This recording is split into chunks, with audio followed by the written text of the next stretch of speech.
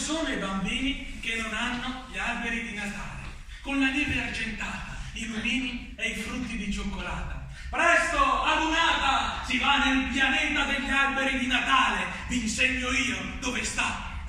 È strano, beato pianeta, qui è Natale ogni giorno, ma guardatevi attorno, gli alberi della foresta, addobbati a festa, sono carichi di doni, crescono sulle siepi i panettoni, i platani del viale sono platani di Natale, persino l'ortica non punge mica, ma tiene su ogni foglia un campanello d'argento che si dondola al vento.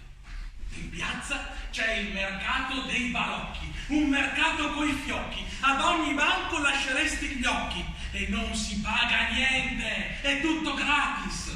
Osservi, scegli, prendi e te ne vai. Anzi, il padrone ti fa un inchino e dice: grazie assai, torni pure anche domani, per favore, per me sarà un onore. Che belle le vetrine senza vetri.